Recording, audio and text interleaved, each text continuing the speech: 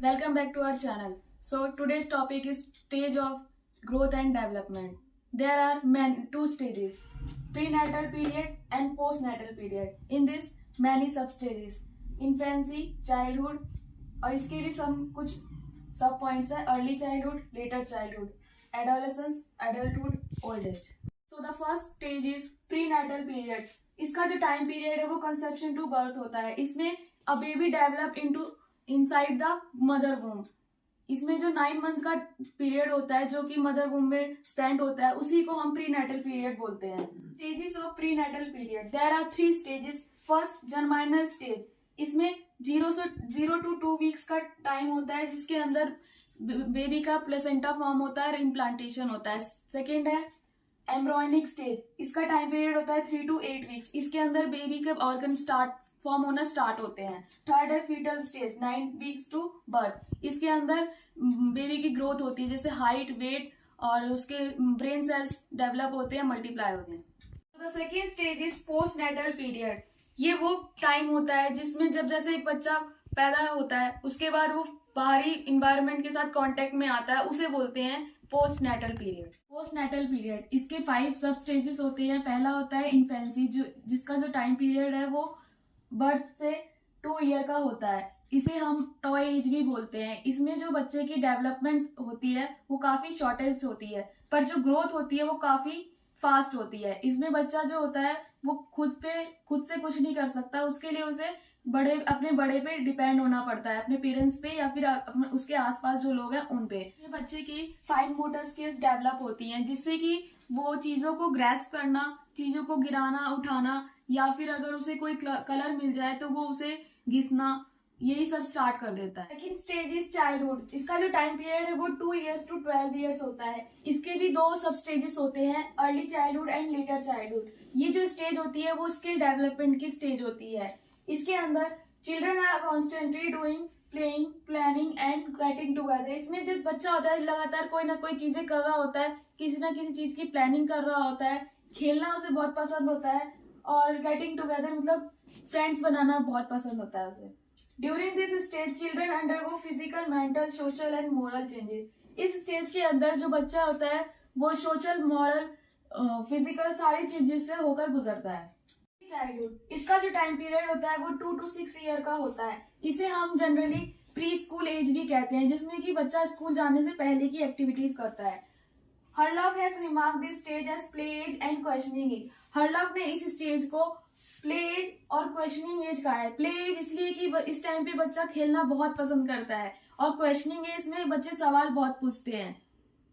Childhood, इसका जो time period है वो 6 to 12 years का होता है, और इसे प्री प्यूबर्टी एज भी कहते हैं. इसमें जो ग्रोथ होती है वो काफी स्लो और यूनिफॉर्म होती है जब तक प्यूबर्टी ना आ जाए तब तक. इसमें जो परमानेंट टीथ निकल आते हैं. इस पीरियड में जो बच्चा होता है वो काफी पर्सनल हो जाता है और सोशल एडजस्टमेंट करता है. जैसे कि कोई बच्चा गैंग बना लेता है अपना, उसे ग्रुप में खेलना पसंद होता है. This period is marked by condition that profoundly affect a child's personal and social adjustment. इसमें एक बच्चा अपने पर्सनल और सोशल एडजस्टमेंट के लिए रेडी होता है. जैसे कि कोई एक लड़का है, उसे लड़कों के साथ ही खेलना पसंद होता है, वो ग्रुप में खेलना पसंद करता है. जैसे कि एक बॉयज का ग्रुप हो गया और गर्ल्स का ग्रुप हो गया. Point is adolescence. इसका जो टाइम पीरियड होता है वो 12 to 18 ईयर होता है. इस पीरियड को हम टीनेज भी बोलते हैं, और इस पीरियड में जो लोग होते हैं उन्हें टीनेजर्स बोलते हैं. In this period hormonal changes play an important role. और इस पीरियड में जो सबसे ज्यादा इंपॉर्टेंट रोल प्ले करता है वो होते हैं हार्मोनल चेंजेस, जिसकी वजह से काफी चीजें फेस करनी पड़ती है लोगों को. पहला है सेक्सुअल कैरेक्टर, सेकंड है physical growth, third cognitive growth, fourth socialisation, fifth emotional development, six appearance consciousness and seven career consciousness. At this stage, puberty hit around 13 to 15 and primary sexual characters start to come.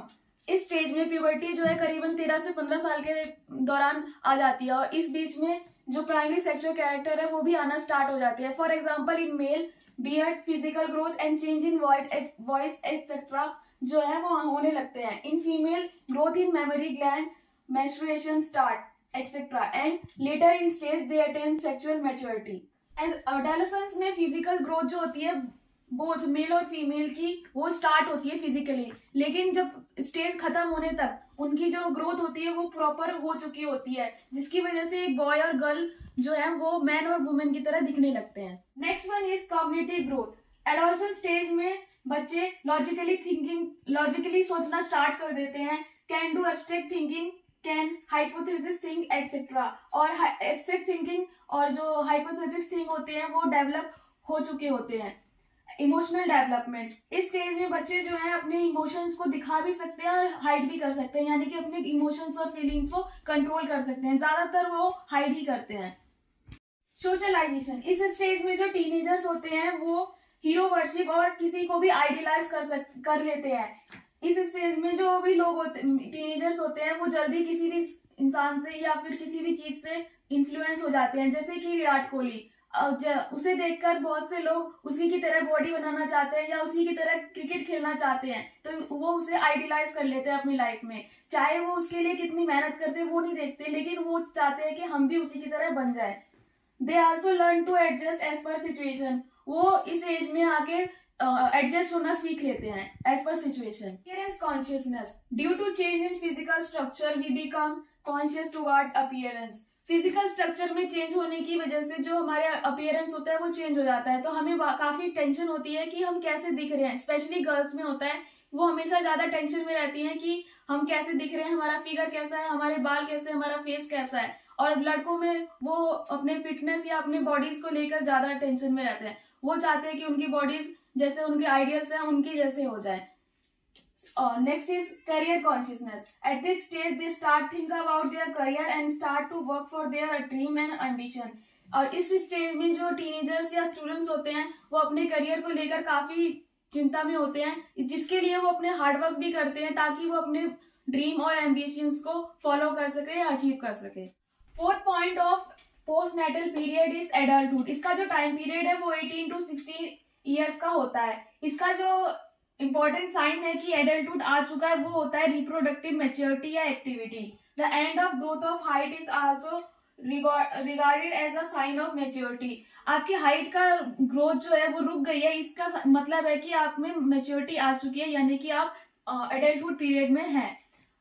Next is individual take a former place in society, usually holding a job, contributing to community and maintaining a family and care of offspring।